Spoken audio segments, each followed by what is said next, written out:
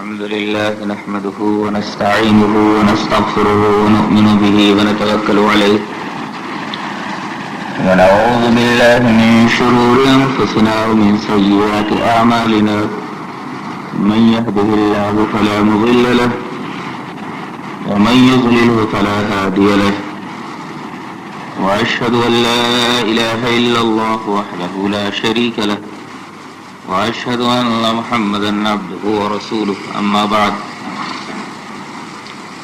فإن خير الحديث كتاب الله وخير الهدي هدي محمد صلى الله عليه وسلم وشر الأمور محدثاتها وكل محدثة بدعة وكل بدعة ضلالة وكل ضلالة في النار. أعوذ بالله من الشيطان الرجيم. بسم الله الرحمن الرحيم. قاف والقرآن المجيد بل عجبوا أن جاءهم منذر منهم فقال الكافرون هذا شيء عجيب إذا متنا وكنا ترابا ذلك رجع بعيد قد علمنا ما تنقص الأرض منهم وعندنا كتاب حفيظ بل كذبوا بالحق لما جاءهم فهم في أمر مريج أفلم ينظروا إلى السماء فوقهم كيف بنيناها وزيناها وما لها من فروج والأرض مددناها وألقينا فيها رواسي وأنبتنا فيها من كل زوج بهيج تبصرة وذكرى لكل عبد منيب ونزلنا من السماء ماء مباركا فأنبتنا به جنات وحب الحصيد والنخل باسقات لها طلع نضيد رزقا للعباد وأحيينا به بلدة ميتا كذلك الخروج. أعوذ بالله من الشيطان الرجيم. فاعلم أنه لا إله إلا الله واستغفر لذنبك وللمؤمنين والمؤمنات والله يعلم متقلبكم ومثواكم.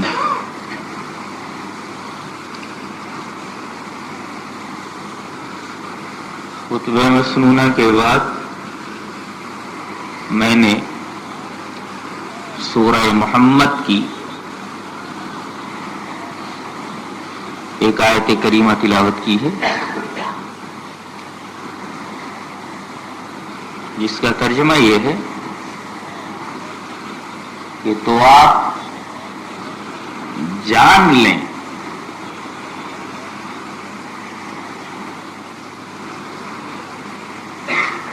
علم حاصل کر لیں اس بات کا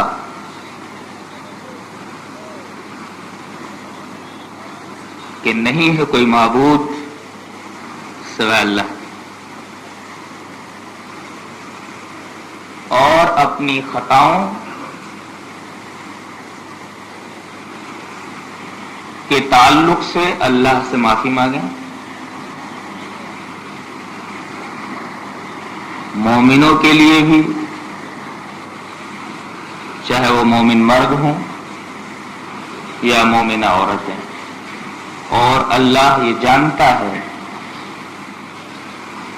کہ آپ زمین پر کہاں کہاں چلیں گے اور یہ بھی جانتا ہے کہ آپ اور تمام کے تمام انسان کہاں دفن ہوں گے.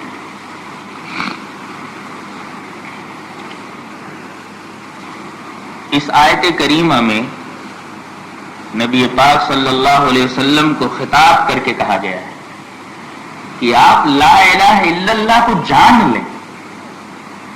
فَاعْلَمْ أَنَّهُ لَا إِلَهَ إِلَّا اللَّهُ.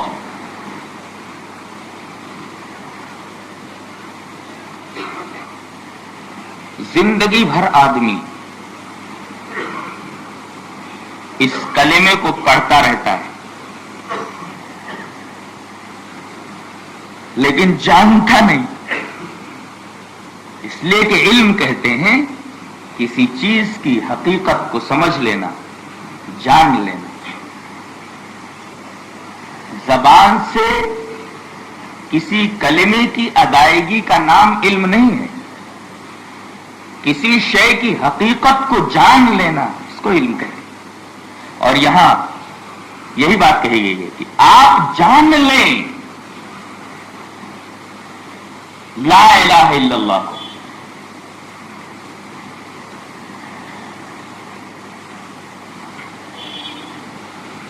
اور اسی کلمے کی یعنی لا الہ الا اللہ کی حقیقت نہ سمجھنے کی وجہ سے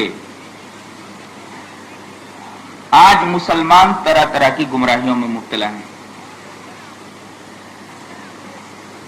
ضرورت اس بات کی ہے کہ اس کلمے کی حقیقت کو لوگوں کے سامنے کھول کر بیان کر دیا جائے.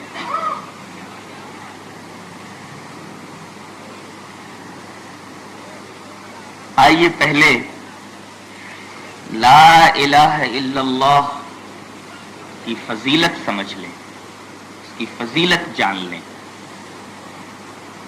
اس سے پہلے کہ ہم اس کلمے کی فضیلت بیان کریں،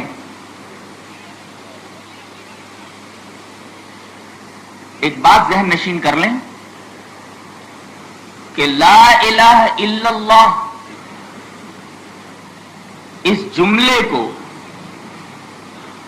کلمہ توحید کہا جاتا ہے. اور توحید ہی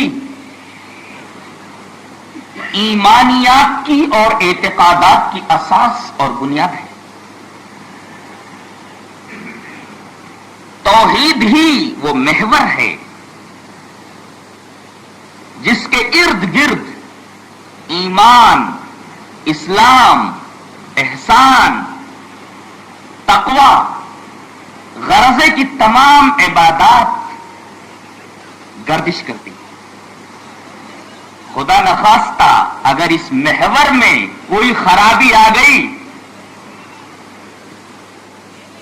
تو ایمان، اسلام، تقوی، اخلاص، غرضے کی تمام عبادات اور ان کے تقاضے عند اللہ نامعتبر قرار پاتے ہیں.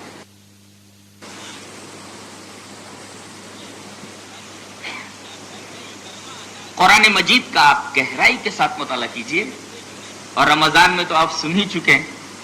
آپ کو معلوم ہوگا کہ جتنے بھی انبیاء کرام اپنی اپنی امتوں کی طرف مبعوث کیے گئے، انہیں یہی حکم دیا گیا کہ سب سے پہلے وہ اپنی امتوں کے سامنے توحید کا درس، توحید کا سبق پیش کریں. اور اس حکم کی تعمیل کرتے ہوئے تمام انبیاء کرام نے اپنی بعثت سے لے کر تا دم واپسی توحید ہی کا درس دیتے رہے. اور تمام انبیاء کرام کی دعوت کا نقطۂ آغاز، نقطۂ وسط اور نقطۂ اختتام توحید ہی تھا. ان کی دعوت کا نقطۂ آغاز بھی توحید، ان کی دعوت کا نقطۂ وسط بھی توحید، اور ان کی دعوت کا نقطۂ اختتام بھی توحید ہی تھا.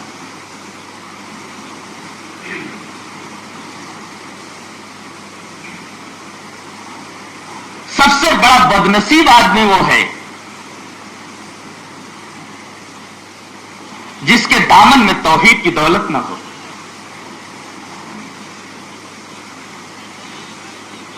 ابدی کامیابی کا مستحق وہ ہو گیا جسے توحید کی دولت مل گئی، اور ابدی خسران کا مستحق ہوا وہ جس کا دامن توحید کے پھولوں سے خالی ہو گیا.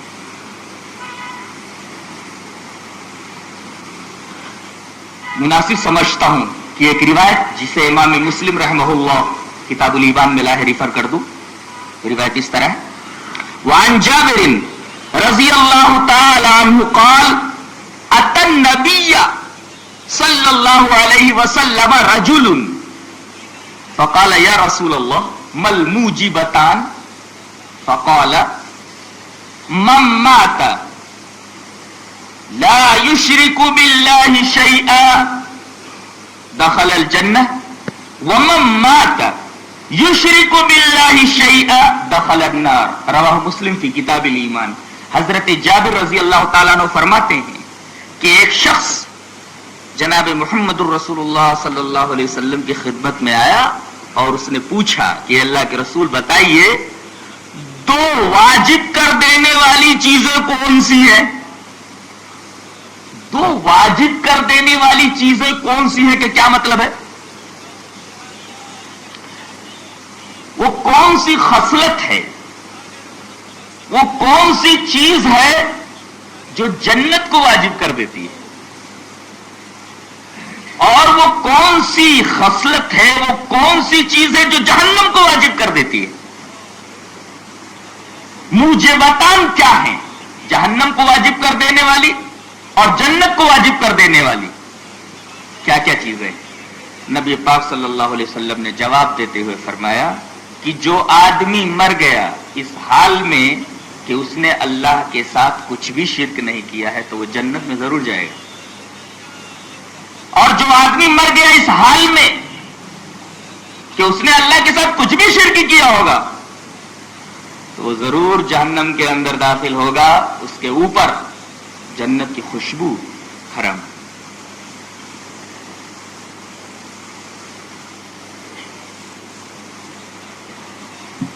ثابت یہ ہوا کہ توحید سے بڑی کوئی دولت نہیں،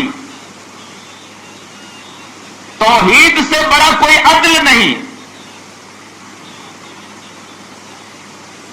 اور شرک سے بڑا کوئی ظلم نہیں، اور کوئی خسارہ نہیں۔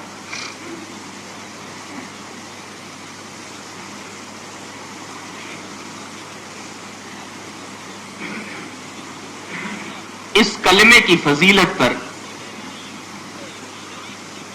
پہلی حدیث نبی پاک صلی اللہ علیہ وسلم کے داماد محترم حضرت عثمان غنی رضی اللہ تعالیٰ عنہ سے مروی ہے، سماعت فرمائیں۔ روایت اس طرح ہے: وعن عثمان بن عفان رضی اللہ تعالی عنہ قال قال رسول اللہ صلی اللہ علیہ وسلم من مات وهو يعلم انه لا الہ الا اللہ دخل الجنہ، رواہ مسلم فی کتاب الایمان۔ امام مسلم رحمہ اللہ اس حدیث کو کتاب الایمان میں ایسے ہی لائے ہیں۔ حضرت عثمان ابن عفان رضی اللہ تعالیٰ عنہ فرماتے ہیں کہ نبی پاک صلی اللہ علیہ وسلم نے ارشاد فرمایا کہ جو آدمی مر گیا وہو یعلم، اور وہ جانتا ہو، نہیں کہا کہ پڑھتا رہا ہو، صرف پڑھنا کافی نہیں ہے، بلکہ آدمی مر گیا وہ ہوا یعلم، اور وہ جانتا ہو۔ اور یہی لفظ اس آیت میں بھی ہے، آیت میں یہی علم ہی کا لفظ تو ہے۔ ایک دفعہ پھر سے پڑھ دوں اس آیت کریمہ کو، فَعْلَمْ أَنَّهُ لَا إِلَٰهَ، ایک بار پھر سے، فَعْلَمْ أَنَّهُ لَا إِلَٰهَ إِلَّا اللَّهُ وَاسْتَغْفِرْ لِذَنبِكَ وَلِلْمُؤْمِنِينَ وَالْمُؤْمِنَاتِ وَاللَّهُ يَعْلَمُ مُتَقَلَّبَكُمْ وَمَثْوَاكُمْ۔ جو آدمی مر گیا، حضرت عثمان بن عفان رضی اللہ تعالیٰ عنہ فرماتے ہیں کہ نبی پاک صلی اللہ علیہ وسلم نے ارشاد فرمایا کہ جو آدمی مر گیا اور وہ جانتا ہو، اسے اس بات کا علم ہو کہ اللہ کے سوا کوئی معبود نہیں، لا الہ الا اللہ کا علم رکھتا ہو، تو دخل الجنہ، تو جنت میں داخل ہوگا۔ ایک دوسری روایت جو قطر لمبی ہے،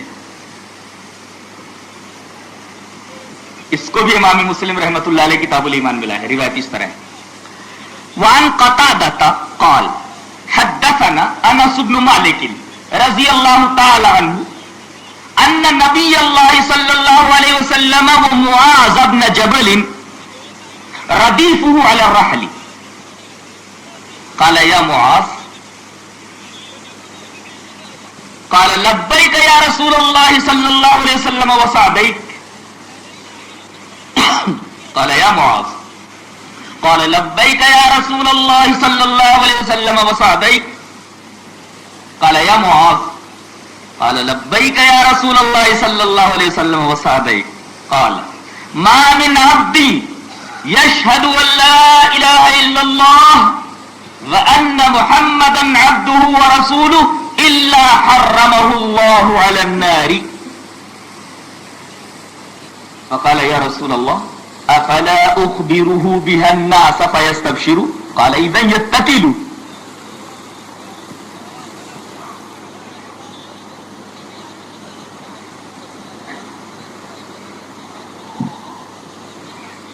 فاخبر بها معاذ عند موته تأثما، رواہ مسلم کی کتاب الایمان۔ یہ لمبی روایت اسی طرح مسلم کتاب الایمان میں موجود ہے۔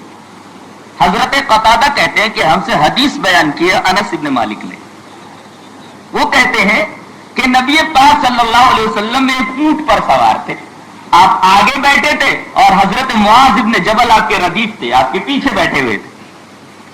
تو نبی پاک صلی اللہ علیہ وسلم نے فرمایا یا معاذ، تو پیچھے سے وہ کہہ رہے ہیں لبیک یا رسول اللہ وسعدیک، اے اللہ کے رسول میں حماتن گوش ہوں، فرمائیے کیا کہنا چاہتے ہیں آپ صلی اللہ علیہ وسلم نے تھوڑا سکوت فرمایا، پھر فرمایا یا معاذ، قال لبیک یا رسول اللہ وسعدیک، اے اللہ کے رسول فرمائیے میں حماتن گوش ہوں، کیا فرمانا چاہتے ہیں؟ آپ نے پھر سکوت فرمایا، پھر کہا یا معاذ، کہا لبیک یا رسول اللہ صلی اللہ علیہ وسلم وسعدیک، فرمائیے اللہ کے رسول آپ کیا کہنا ہے؟ اس کا مطلب یہ ہوا کہ 3 بار آپ نے حضرت معاذ کو اپنی طرف متوجہ کیا۔ راستے میں سے گزر رہے ہیں، ہو سکتا ہے کہ حضرت معاذ ابن جبل رضی اللہ تعالیٰ عنہ کی توجہ کسی اور طرف مبذول ہو جائے، لہذا 3 بار آپ نے جو حضرت معاذ کو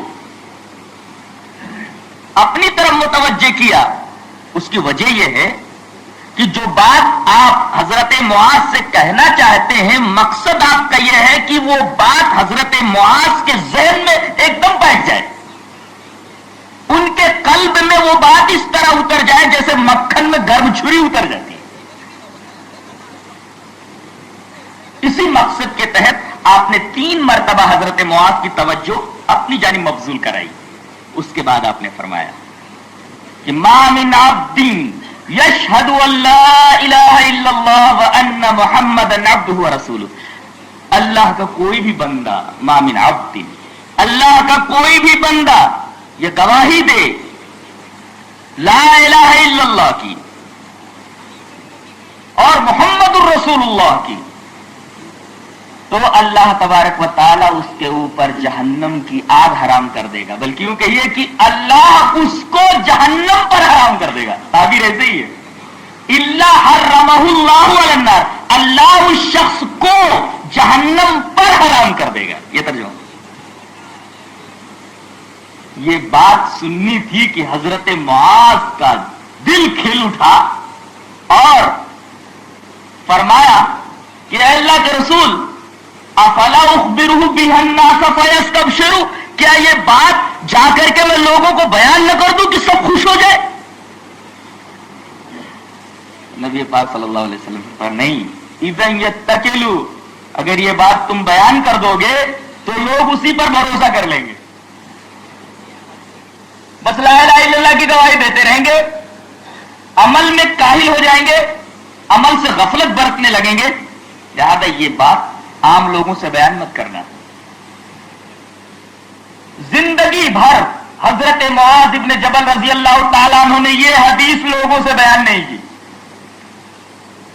فَأَخْبَرَ بِهَا عِنْدَ مَوْتِهِ تَعَصُّمًا، لیکن جب مرنے کا وقت قریب آیا تو جو لوگ آپ کی عیادت کے لیے آئے تھے سب کو مخاطب کر کے انہوں نے کہا کہ دیکھو جناب محمد رسول اللہ صلی اللہ علیہ وسلم نے ایک حدیث مجھ سے بیان کی تھی، وہ حدیث میں نے اپنے نہا خانے دل میں چھپا رکھی تھی، اس لیے کہ آپ نے یہ فرمایا تھا کہ اس حدیث کو عام لوگوں میں بیان مت کرنا، کہیں ایسا نہ ہو کہ وہ صرف لا الہ الا اللہ کی شہادت پر تکیہ نہ کر لے اور عمل سے غافل نہ ہو جائے، لہذا میں نے نبی پاک صلی اللہ علیہ وسلم کی اس بات پر عمل کرتے ہوئے حدیث عام لوگوں سے بیان نہیں کی تھی، لیکن اب میرے اس دنیا سے جانے کا وقت آ گیا ہے،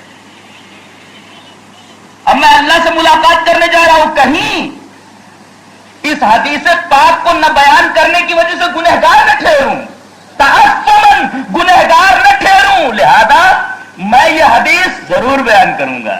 لہذا آپ نے مرتے وقت یہ حدیث بیان کی، فَأَخْبَرَ بِهَا عِنْدَ مَوْتِهِ تَعَصُّمًا، اپنی موت کے وقت انہوں نے یہ حدیث بیان کر دی کہ کہیں یہ حدیث نہ بیان کرنے کی وجہ سے میں گنہگار نہ ٹھہروں۔ یہ حدیث پاک یہ بھی بتا رہی ہے کہ اگر کسی کو کوئی حدیث معلوم ہو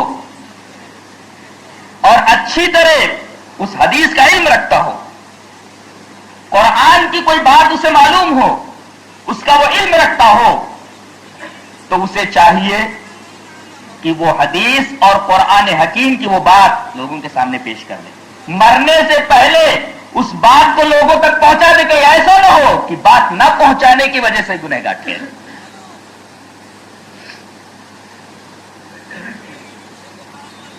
یہ دوسری حدیث تھی جو لا الہ الا اللہ کی فضیلت پر دلیل ہے۔ ترجمہ ایک بار پھر سے ملاحظہ کر لیں۔ ما من عبد یشہد ان لا الہ الا اللہ وان محمدا عبدہ ورسولہ الا حرمہ اللہ علی النار، جو بندہ بھی لا الہ الا اللہ کی گواہی دے دے گا اور محمد رسول اللہ کی، تو اللہ اس کو جہنم پر حرام کر دے گا۔ ایک بات اور بھی اس حدیث سے معلوم ہوئی، کیا کہ کلمہ صرف لا الہ الا اللہ نہیں ہے، بلکہ محمد الرسول اللہ سے مل کر کلمہ بنتا ہے۔ صرف لا الہ الا اللہ کلمہ نہیں ہے، اور صرف لا الہ الا اللہ کے اقرار سے آدمی مسلمان نہیں ہوتا جب تک کہ محمد الرسول اللہ کا اقرار نہ کرے۔ گویا کہ لا الہ الا اللہ اور محمد الرسول اللہ یہ دونوں ٹکڑے مل کر کلمے کو مکمل کرتے ہیں۔ صرف لا الہ الا اللہ بھی کلمہ طیبہ نہیں ہے، اور محمد الرسول اللہ صرف کلمہ طیبہ نہیں ہے، بلکہ یہ دونوں کلمے مل کر، یہ دونوں جملے مل کر کلمہ طیبہ کو مکمل کرتے ہیں۔ تیسری حدیث حضرت معاذ بن جبل رضی اللہ تعالیٰ عنہ ہی سے ہے۔ یہ روایت امام احمد بن حنبل رحمہ اللہ اپنی مسند میں لائے ہیں۔ روایت اس طرح ہے، وعن معاذ بن جبل رضی اللہ تعالی عنہ قال قال لی رسول اللہ صلی اللہ علیہ وسلم مفاتیح الجنت شہادت لا الہ الا اللہ، رواہ احمد فی مسندی۔ یہ روایت ایسی امام احمد اپنی مسند میں لائے ہیں حضرت معاذ بن جبل سے۔ حضرت معاذ بن جبل فرماتے ہیں کہ نبی پاک صلی اللہ علیہ وسلم نے مجھ سے فرمایا، قال قال لی رسول اللہ صلی اللہ علیہ وسلم، مجھ سے نبی پاک صلی اللہ علیہ وسلم نے فرمایا کیا کہ جنت کی کنجیاں، کنجی نہیں کنجیاں، مفاتیح الجنہ، مفتاح کی جمع ہے، مفاتیح الجنہ، جنت کی کنجیاں، جس کے ہاتھ میں کنجی نہ ہو، کی نہ ہو، تالا کھولے گا کیسے؟ ظاہر ہے کہ کسی مکان میں داخل ہونے کے لیے جس میں تالا لگا ہوا ہو، آدمی کے پاس کنجی ہونا ضروری ہے، کنجی نہ ہو تو آدمی مکان میں داخل نہیں ہو سکتا۔ لہذا جنت میں داخل ہونے کے لیے ضروری ہے کہ آدمی جنت کے دروازوں کے تالوں کی چابی اپنے پاس رکھے، اور جنت کے دروازوں کی چابیاں کیا ہے؟ شہادت لا الہ الا اللہ، لا الہ الا اللہ کی گواہی دینا ہے۔ یہ تیسری روایت ہے جو حضرت معاذ بن جبل سے امام احمد رحمہ اللہ اپنی مسند میں لائے۔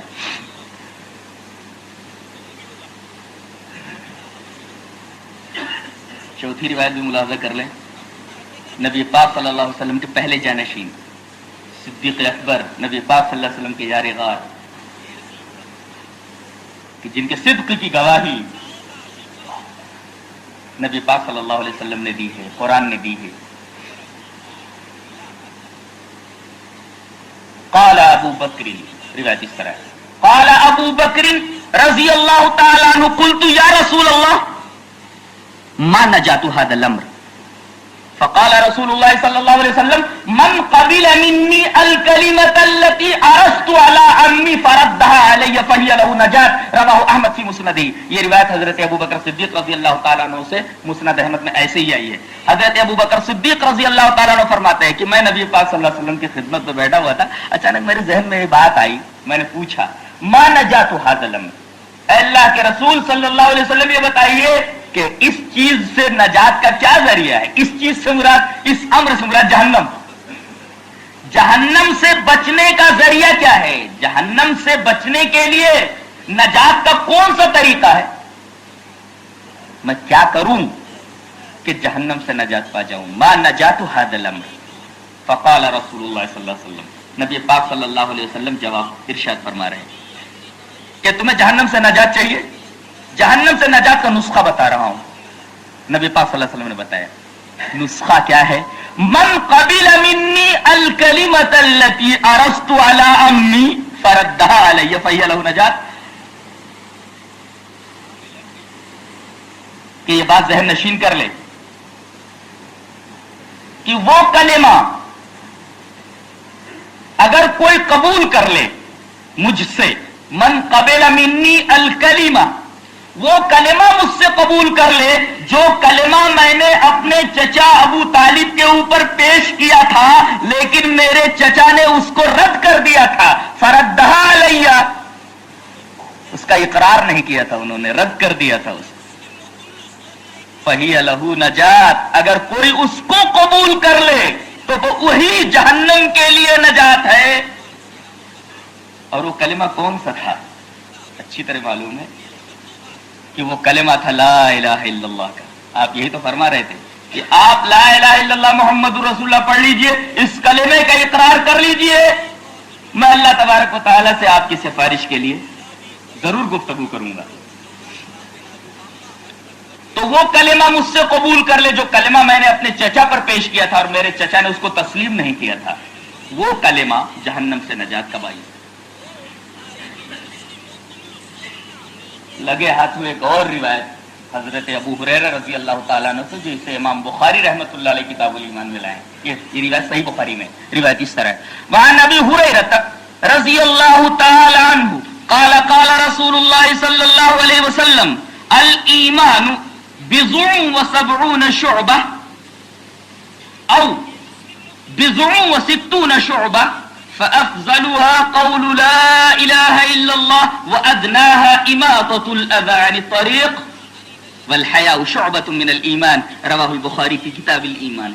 امام بخاری رحمۃ اللہ علیہ حدیث پاک کو ایسے ہی بخاری شریف کتاب الایمان میں لائے۔ ترجمہ یہ ہے، حضرت ابو ہریرہ رضی اللہ تعالیٰ عنہ فرماتے ہیں کہ نبی پاک صلی اللہ علیہ وسلم نے ارشاد فرمایا کہ ایمان کے 70 سے زیادہ شعبے ہیں، 70 سے زیادہ ایمان کی شاخیں ہیں، یا راوی کو شک ہے کہ آپ نے یوں فرمایا بضع وستون شعبہ، 60 سے زیادہ شاخیں، 70 سے زیادہ ایمان کی شاخیں یا 60 سے زیادہ ایمان کی شاخیں، راوی کو شک ہے، لہذا حدیث میں دونوں باتیں آ گئی ہیں، بضع وسبعون شعبہ اور 60 وسبعون شعبہ، بضع وستون شعبہ، 70 سے زیادہ شاخیں ہیں یا 60 سے زیادہ شاخیں، اور ان تمام شاخوں میں سب سے افضل شاخ فَأَفْضَلُهَا قَوْلُ لَا إِلَهَ إِلَّا اللَّهِ، سب سے افضل شاخ ایمان کی جو بالکل اعلیٰ حصے میں ہے اس درخت کے، وَلَا إِلَهَ إِلَّا اللَّهِ، اور اس کی سب سے نچلی شاخ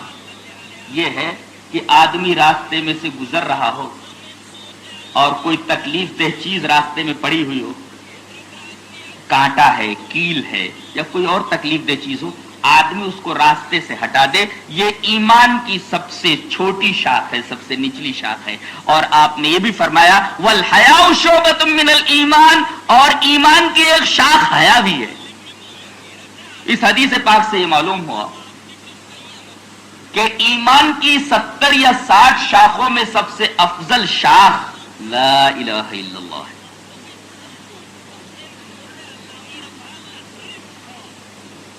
ان حدیثوں سے کیا معلوم ہوا جو حدیثیں پیش کی گئیں؟ یہ کہ جس نے لا الہ الا اللہ کہہ دیا بس جنت کا مستحق ہو گیا، نجات کا مستحق ہو گیا، جنت کا ٹھیکیدار ہو گیا۔ کیا ان حدیثوں کا یہی مطلب ہے کہ جس نے لا الہ الا اللہ کہہ دیا، منہ سے اس کلمے کو ادا کر دیا لا الہ الا اللہ محمد رسول اللہ، تو اب اس کلمے کی شہادت، اس کلمے کے اقرار کی وجہ سے آدمی نجات کا مستحق ہو گیا، جنت کا ٹھیکیدار ہو گیا۔ شہادت ہی کافی ہے، ان حدیثوں کا یہ مطلب نہیں، بلکہ مطلب وہی ہے جو سورہ محمد کی اس آیت میں بیان کیا گیا جس کی شرح مسلم میں کتاب الایمان کے اندر حضرت عثمان بن عفان رضی اللہ تعالیٰ عنہ سے، فعلم جان لو صرف شہادت کافی نہیں ہے، اس کو یوں سمجھ لیجئے کہ شہادت اللہ الہ الا اللہ وان محمدًا عبدہ ورسولہ، اس کا اقرار، اس کلمے کی زبان سے ادائیگی، اس کی شہادت، یہ جہنم سے نجات کا سب سے بڑا ذریعہ ہے، سب سے بڑا ذریعہ ہے۔ اس جملے پہ یاد رکھیں، اس جملے کی مزید وضاحت کیے دیتا ہوں کہ جب تک آدمی شرک کے اوپر تھا تب تک اس کے اوپر اللہ کی لعنت تھی، فرشتوں کی لعنت تھی، تمام لوگوں کی لعنت تھی۔ اور یہ بات قرآن سے بھی ثابت ہے کہ جب تک آدمی کفر کے پلیٹ فارم پہ رہتا ہے تب تک اس کے اوپر لعنت ہی لعنت برستی رہتی ہے. کافر کتنا ہی خوبصورت کیوں نہ ہو لیکن اس کے چہرے پہ جو رونق ہونی چاہیے, جو دلکشی ہونی چاہیے, وہ دلکشی آپ ڈھونڈتے پھریں گے تو نہیں ملے گی. لیکن ایک مومن اگر کالا ہی کیوں نہ ہو, بدصورت کیوں نہ ہو, اگر وہ سچا پکا مومن ہے تو اس کے چہرے کے اوپر آپ ایمان کی روشنی کو محسوس کر کے ایسا محسوس کریں گے جیسے کہ یہ بہت خوبصورت ہے اور بہت ہی اچھا ہے. کیوں؟ اس لیے کہ باوجود ہزار خوبصورتی کے چونکہ اس کے اوپر اللہ کی لعنت برس رہی ہے, فرشتے اس کے اوپر لعنت کر رہے ہیں, تمام لوگ اس کے اوپر لعنت کر رہے ہیں, تو لعنت کا کچھ نہ کچھ اثر تو آدمی کے وجود کے اوپر ہونا ہی چاہیے. اور مومن کے لیے تو فرشتے دعائیں کرتے ہیں, ان دعاؤں کا اثر مومن کے وجود پر ہونا ہی چاہیے. اللہ تبارک و تعالی سورہ بقرہ کے اندر ارشاد فرماتا ہے, ان الذين كفروا وماتوا وهم كفار اولئك عليهم لعنت الله والملائکۃ والناس اجمعین. میں نے اپنی طرف سے کوئی بات تھوڑی کہی ہے, پروف میں یہ حدیث پیش کر, یہ روایت پیش کر, یہ آیت کریمہ پیش کر رہا ہوں کہ ان الذين كفروا وماتوا وهم كفار اولئك عليهم لعنت الله والملائکۃ والناس اجمعین. بے شک وہ لوگ جنہوں نے کفر کیا, جو کفر کے پلیٹ فارم پہ ہیں, ان کے اور وہ کفر ہی کے اوپر مر گئے, کفر سے انہوں نے توبہ نہیں کی, شرک کی غلاظت میں زندگی بھر رہے اور شرک کی غلاظت ہی میں مرے بھی. اولئک علیہم لعنت اللہ والملائکۃ والناس اجمعین. تو ایسے لوگوں کے اوپر اللہ کی لعنت ہے, فرشتوں کی لعنت ہے, اور تمام روئے زمین کے لوگوں کی لعنت ہے. تو کافر کے اوپر اللہ کی لعنت ہے, فرشتوں کی لعنت ہے, تمام لوگوں کی لعنت ہے. برسبیل تذکرہ لعنت کی بات آ گئی ہے تو ایک دو حدیث ہیں اس تعلق سے بھی پیش کر دوں. ایک روایت جسے امام ابن ماجہ رحمہ اللہ کتاب النکاح کے اندر حضرت ام سلمہ رضی اللہ تعالی عنہا سے لائے, روایت اس طرح ہے, وعن ام سلمہ رضی اللہ تعالی عنہا تقول سمعت رسول اللہ صلی اللہ علیہ وسلم یقول ایما امرأة ماتت وزوجها عنها راض دخل الجنہ. رواہ ابن ماجہ کی کتاب النکاح. یہ روایت ابن ماجہ کتاب النکاح میں حضرت ام سلمہ سے. ترجمہ یہ, حضرت ام سلمہ رضی اللہ تعالیٰ عنہ فرماتی ہیں کہ میں نے نبی پاک صلی اللہ علیہ وسلم کو یہ ارشاد فرماتے سنا ہے. کیا کہ ایما امرأة ماتت, جو عورت مر گئی, وزوجها عنها راض, اور اس کا شوہر اس سے راضی رہا ہو, تو ایسی عورت دخلت الجنہ, ایسی عورت جنت کے اندر داخل ہوگی.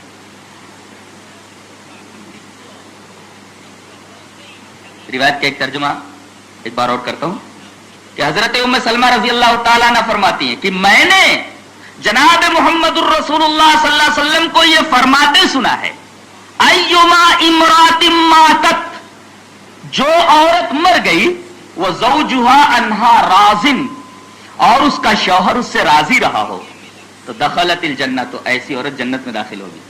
اور اس کے برعکس حضرت ابو ہریرہ رضی اللہ تعالیٰ عنہ کی ایک روایت, وعن ابی ہریرہ, جسے امام بخاری رحمۃ اللہ علیہ کتاب النکاح کے اندر لائے ہیں, روایت اس طرح ہے, وعن ابی ہریرہ رضی اللہ تعالی عنہ قال قال رسول اللہ صلی اللہ علیہ وسلم اذا دعا الرجل امرأته الى فراشه فابت ان تجيء لعنتها الملائکۃ حتى ترجع. رواه البخاری فی کتاب النکاح. حضرت ابو ہریرہ رضی اللہ تعالیٰ عنہ فرماتے ہیں کہ نبی پاک صلی اللہ علیہ وسلم نے ارشاد فرمایا, اگر شوہر اپنی بیوی کو حاجت کے لیے بلائے اور وہ آنے سے انکار کر دے تو لعنتها الملائکۃ حتی ترجع, جب تک وہ لوٹتی نہیں تب تک فرشتے اس کے اوپر لعنت کرتے رہتے. تو ایسی عورتیں بھی لعنت کی مستحق ہوتی ہیں, کفر کی وجہ سے تو یہ لعنت کے مستحق ہیں, اور عورتیں شوہروں کی نافرمانی کرنے کی وجہ سے لعنت کی مستحق.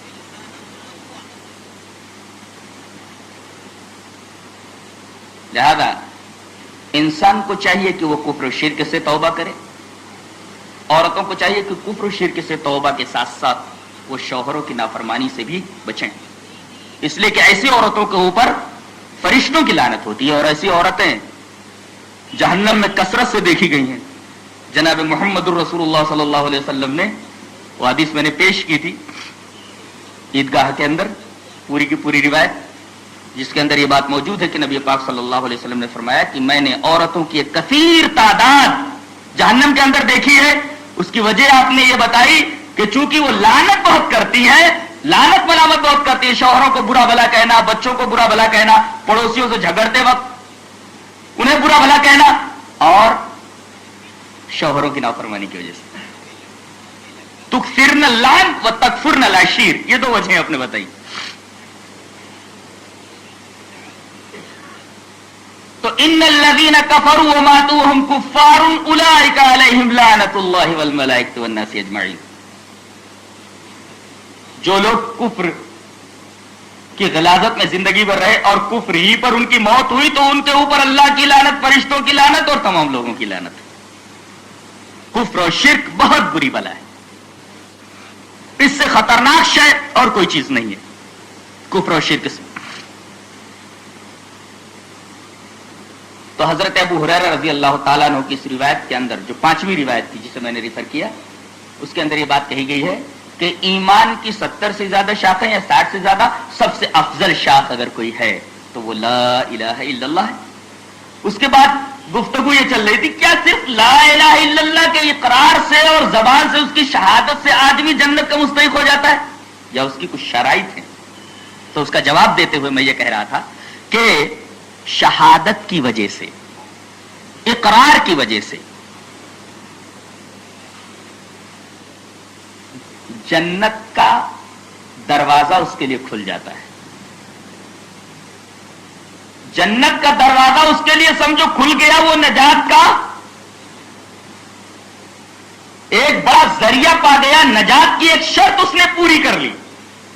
شرک اور کفر کی وجہ سے چونکہ اس کے اوپر اللہ کی لعنت، فرشتوں کی لعنت، لوگوں کی لعنت تھی، دروازہ بند تھا اس کے لیے۔ اب اس کے ہاتھ میں چابی آ گئی ہے تاکہ دروازے کو کھول سکے۔ اس نے صرف نجات کی ایک شرط پوری کی ہے شہادت سے۔ اب شہادت کے تقاضے کیا ہے، انہیں پورا کرنا ہے۔ صرف آدمی شہادت سے اور اقرار سے سچا پکا موحد نہیں بنتا، کم سے کم اس کی 3 شرائط ہیں۔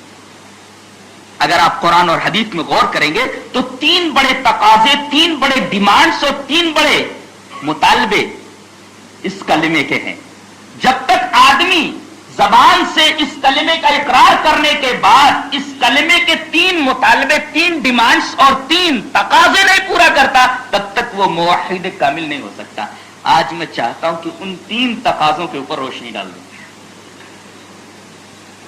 اس کلمے کا پہلا تقاضا یہ ہے کہ آدمی صرف اللہ کی عبادت کرے اور اللہ ہی سے مدد مانگے۔ یہ ہے توحید کا پہلا تقاضا، اس کلمے کی شہادت کا پہلا مطالبہ، یہ پہلا مطالبہ، اولین مطالبہ۔ عبادت اور استعانت دونوں صرف اللہ سے ہونی چاہیے۔ اور ایک نقطہ آپ کے سامنے بیان کروں، بتاؤں کہ عبادت اور استعانت دونوں لازم و ملزوم ہیں،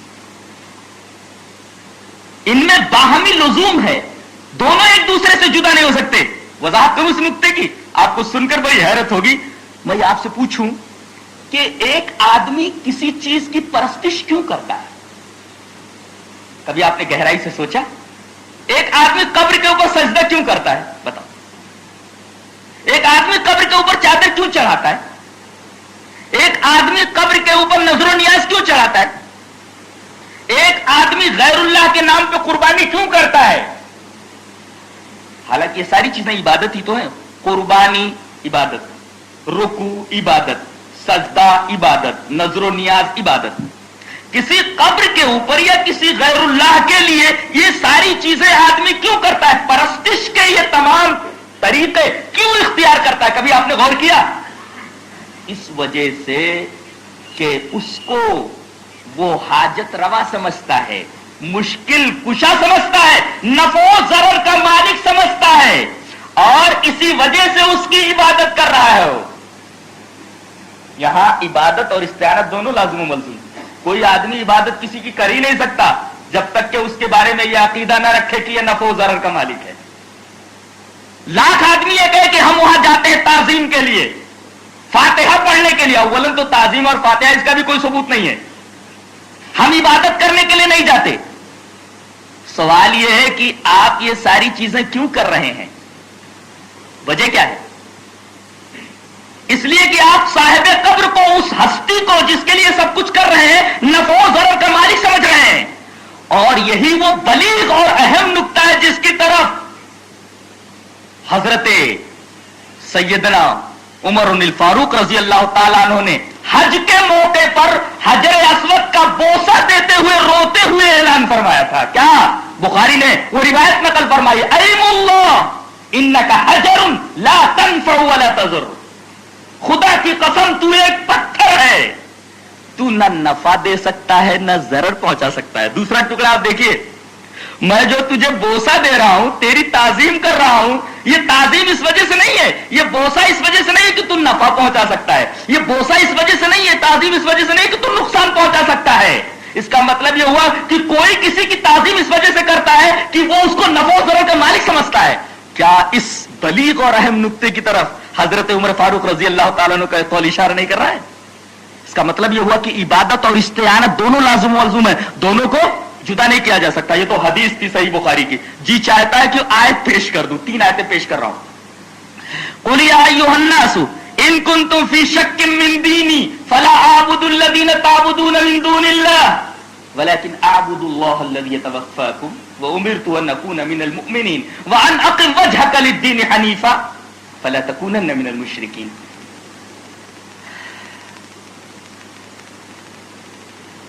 ولا تدع من دون الله ما لا ينفعك ولا يضرك فإن فعلت. آپ کہہ دیجئے، اعلان فرما دیجئے، یا ایھا الناس ان کنتم فی شک من دینی، اگر تم میرے دین کے بارے میں کسی شک میں مبتلا ہو،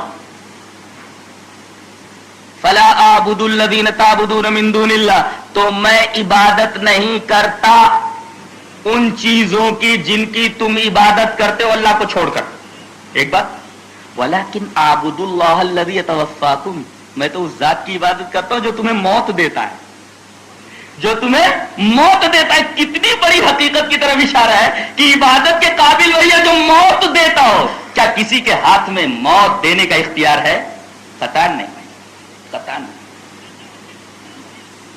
ہمارے ایک عزیز ایک واقعہ بیان کر رہے تھے، بڑا عجیب سا واقعہ. جی چاہتا ہے کہ بتا دوں کہ جس کی موت نہیں رہتی اسے کوئی نہیں مار سکتا. موت اور حیات کا مالک صرف اور صرف اللہ ہے. فساد کے ایک موقع پر ایک آدمی کو دیکھا جس کی داڑھی نہیں تھی اور چہرے بشرے سے واضح طور پر یہ معلوم نہیں ہو رہا تھا کہ یہ آدمی مسلمان ہے. اس نے چاقو نکالا، فساد کا موقع تو تھا ہی، اور اس کی طرف قتل کرنے کی غرض سے بڑھا، اور وہ قادر تھا اس بات پر کہ اس کا پیٹ پھاڑ دے، اس کو قتل کر دے. ابھی وہ قریب پہنچا ہی نہیں تھا کہ اس آدمی کو، جس کو معلوم نہیں تھا کہ یہ آدمی کیوں آ رہا ہے اور یہ ہاتھ میں کیا چھپائے ہوئے، چھینک آ گئی. اور جیسے چھینک آئی اس کی زبان سے نکلا الحمدللہ، فوراً رک گیا اور دوڑ کر کے اس سے لپٹ گیا اور زاروں کو تر رونے لگا. کہا میرے بھائی، میں تو تیرے قتل کے در پہ تھا، میں تو تجھے مارنے کے لیے آ رہا تھا. چھینک آئی اور الحمدللہ. بھائی چھینک آئے تو الحمدللہ کہہ لیا کرو. یہ چھوٹی چھوٹی چیزیں مت سمجھو، سنت چھوٹی نہیں ہوتی. دیکھو کتنی بڑی چیز ہے چھینک. کہتے ہیں چھوٹی چیز ہے، چھوٹی سنت ہے. سنت کوئی بھی چھوٹی نہیں ہوتی. دیکھو یہاں موت کو ٹال دیا صرف الحمدللہ نے.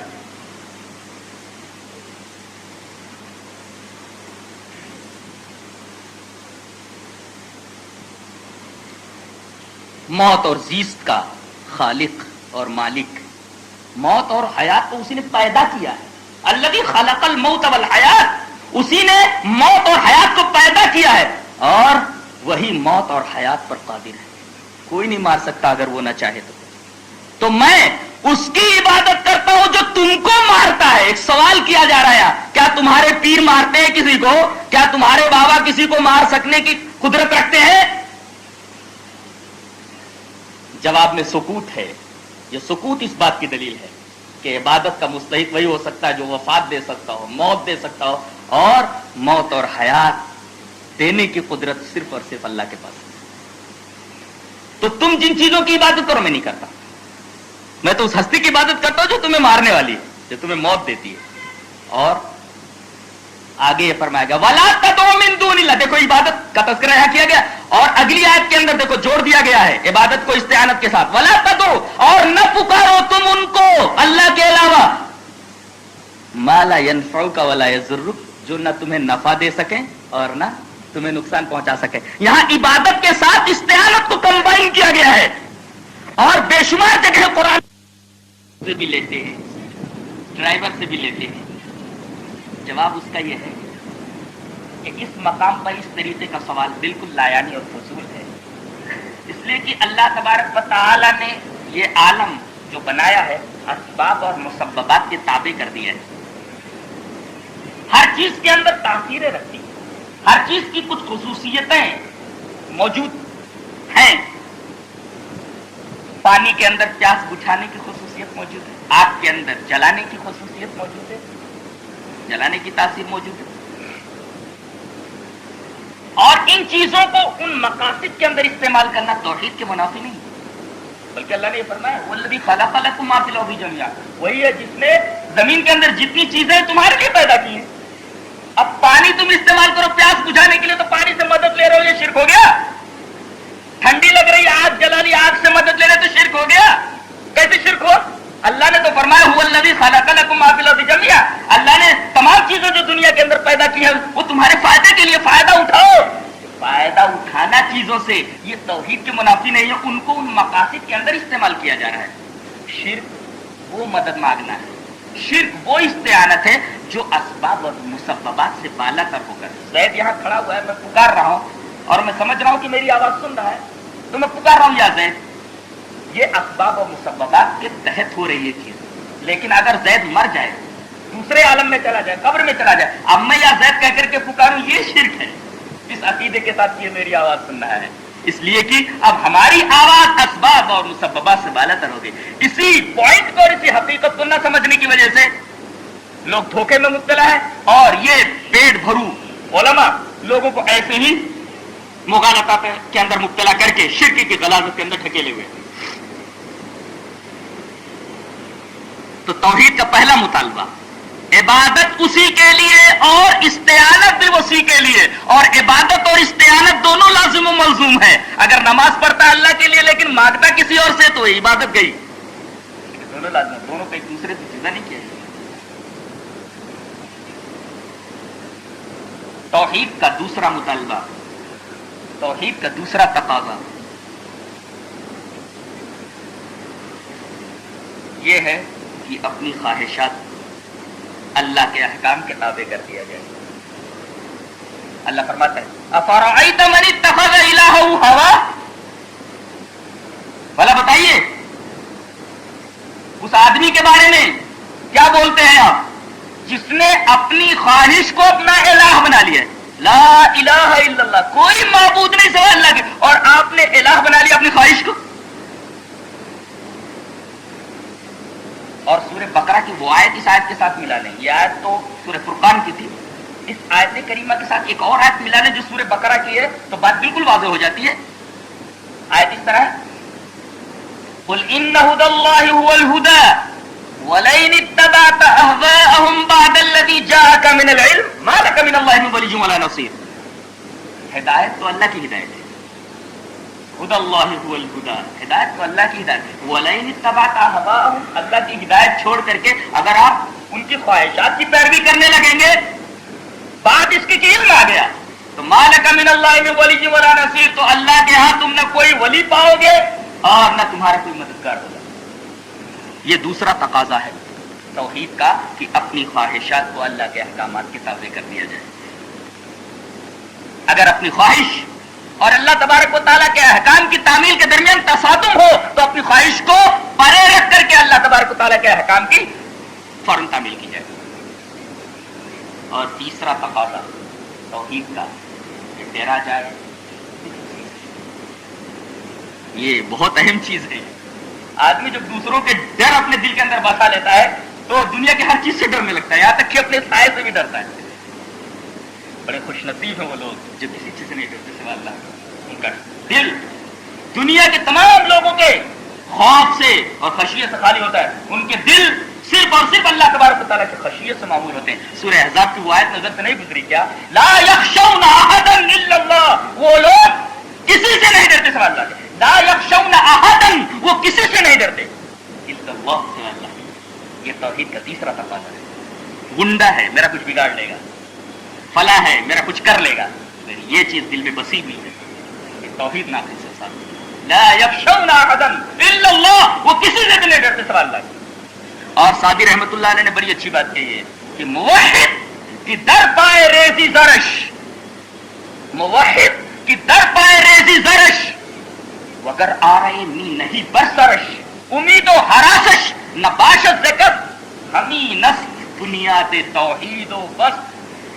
سعدی رحمت اللہ نے بڑی عمدہ بات کہی ہے کہ موحد وہ ہوتا ہے کہ اگر اس کے پیر میں آپ زر بچھا دیں, موحد کی در پائے ریزی زرش, زر بچھا دیں اس کے پیروں میں, اور وگر می نہیں آ رہے پر سرش, اس کے سر پر آرا رکھ دیا جائے کہ ابھی چیر دوں گا تجھے, دو ٹکڑے کر دوں گا, لیکن امید و حراسش نہ باشد سے کس, کسی سے اسے نہ تو خوف ہو نہ کسی سے کوئی امید ہو.